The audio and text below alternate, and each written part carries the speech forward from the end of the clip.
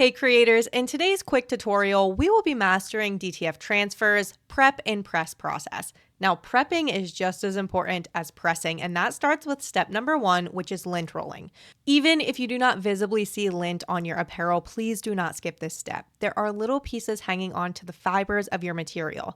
Those get trapped between your DTF transfer and the fibers of the shirt, and it does not allow them to marry together, which causes flaking and peeling over time, and eventually a bad customer review.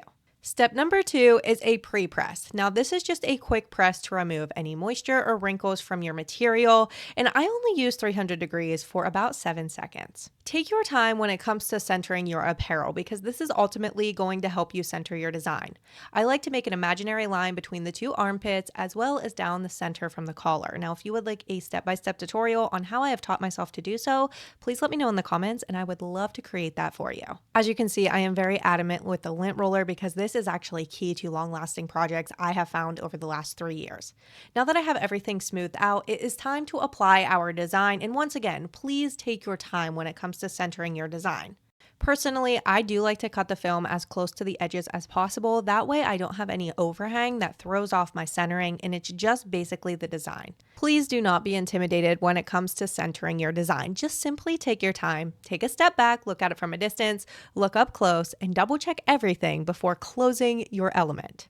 The first press is going to be 300 degrees Fahrenheit for 10 to 15 seconds, and the manufacturer that you order your prints from should give you instructions as to what they recommend. For these transfers to last, you must be pressing at medium to firm pressure, and that is non-negotiable. So please do not try this with a Cricut Easy Press or a cheap press from Amazon. They are just not going to work out. Transfers can be warm or cold peel. I do not recommend one over the other, but I do this step for both. This film is extremely hot, no matter what they recommend for peeling. So what I like to do is rub this down with the bottom section of the shirt. That way I don't burn my hands. Plus, it kind of helps smooth everything down because you are not complete with the pressing process yet. When you remove your transfer film, please do not rip this off. That can cause some disturbance within your DTF transfer because you are not complete with the pressing process yet. There is one more press that you need to go through, and I highly recommend using a Teflon sheet as shown here. You can use butcher paper, but I just don't prefer that. Press number 2 will be 300 degrees Fahrenheit for 10 to 12 seconds. Now always make sure that you are looking at your manufacturer's instructions because this may vary depending on your supplier. At this point, you are basically done, but I always recommend doing one quick look over, making sure everything is lined up and that you can see the fibers of your shirt through your actual design. This is important because that means that everything was done correctly and your shirt and your substrate is completely married together.